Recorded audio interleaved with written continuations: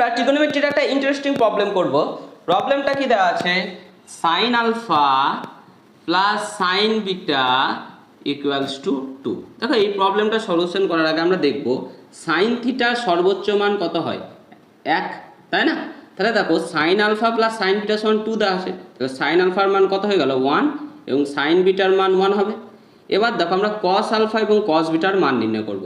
Cos alpha সমান কি জানি আমরা, root over of 1 minus sine square alpha, তাহলে কত আসবে 1 মাইনাস সাইন আলফার মান কত 1, 1 মাইনাস 1 সমান 0। তাহলে এখান থেকে আমরা কি পেয়ে যাবো, কস বিটার সমান কত পাবো 0।